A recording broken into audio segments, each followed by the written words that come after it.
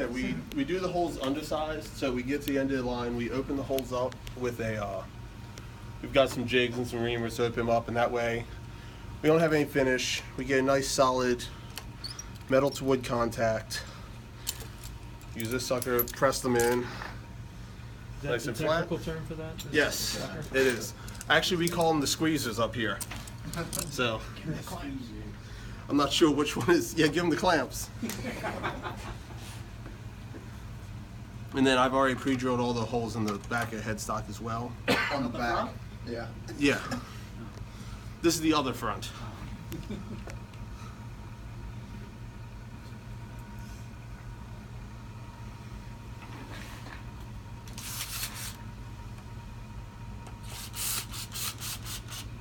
You just take them down so they seat really nicely. If you look at it from the side, everything's super flush and seated really nicely, actually.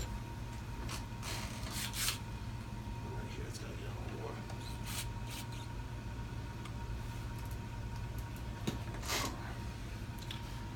So we put the electronics in, but this is what our drop-in is.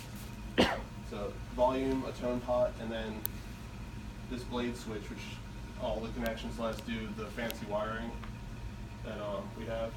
Okay, so check that out. So I dropped the one we're using in and the neck pickup. So go ahead and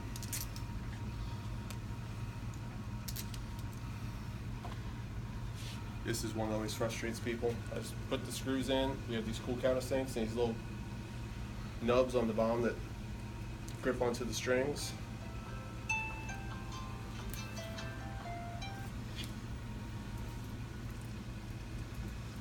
I take, doing the bridge pickup, so slanted side goes towards the back. Just hold it like that. Push this down. Hold it right there. Turn the screw, and it's on the springs on the pickup. It makes that look easy. The people on the internet's gonna be like, it's magic. He's using black magic. It takes new guys hours. Yeah, it does. Hours to figure that out. I've only been doing it for like 15 years now. Figure out that step. Feed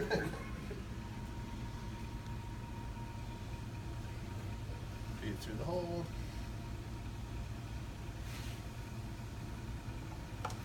And then since we are doing hybrid hardware, it's nickel height screws and gold ring screws.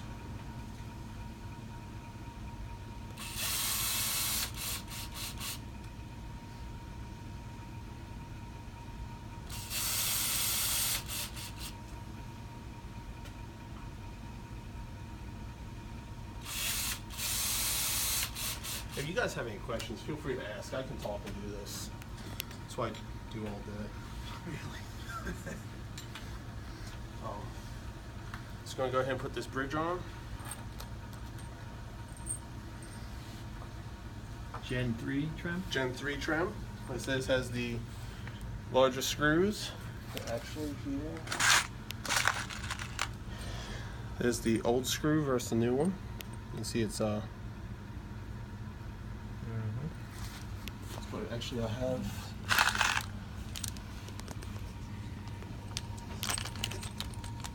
So that nickel is the Gen 3 and the gold is the old screw, and you can see just the straight mass difference and the way the threads work differently. I don't know if you can see these little grooves under the saddles. The screws sit into the grooves, making it the Gen 3.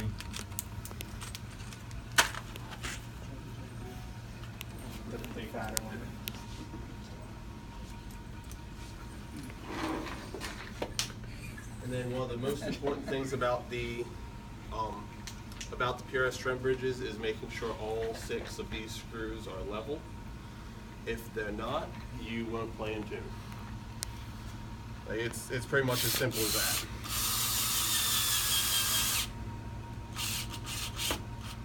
So on the Gen 3s, I sit them down until you can just see a line. The line where it starts to curve back in. Let that sit above.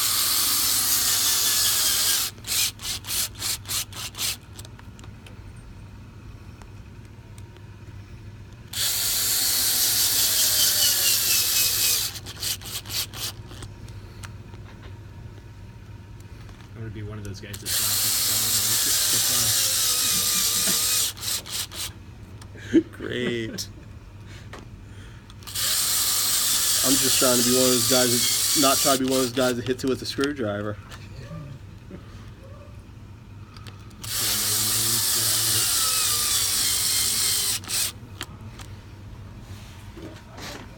Alright, so now that they're all in, go back in and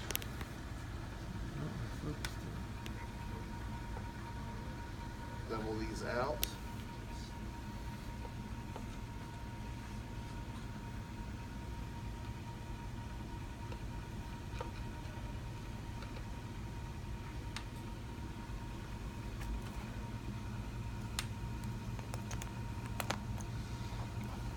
So if you look down there now, just looking from the side, and you can see that all those, I usually do it by that line of the screw head.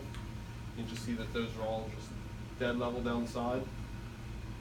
That's really important because the PRS has the internal knife edge, and it has to sit in all 6 of the slots. If you have one of them that's out, as it goes to tilt, it can catch the other slot. That way it comes back, it's sitting in the wrong slot. You want them to all, act as one, so all the same level.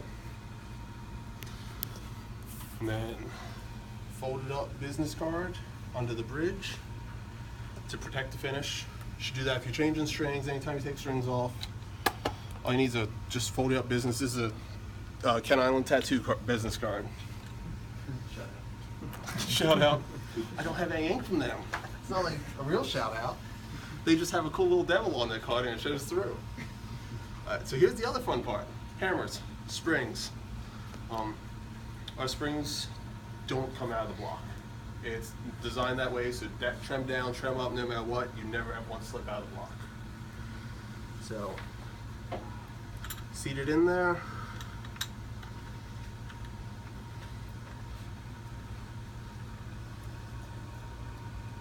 Hook you on the claw, give it a little tension.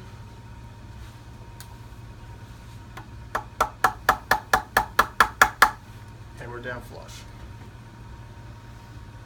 So just the diameter causes that to be true?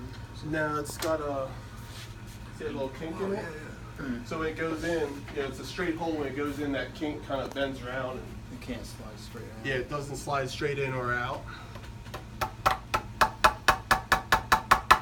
brass gives way too. What's that? The brass block being softer gives to that spring. Yeah. Gives way. And basically, if you took it out and you cut it in half, you would see like a bend inside the brass. So, and this, it lets this not come out. Now they're a real pain to get out, but hopefully you don't need to. So it's in there, sitting on the knife edge. We're gonna go ahead and wire this up real quick.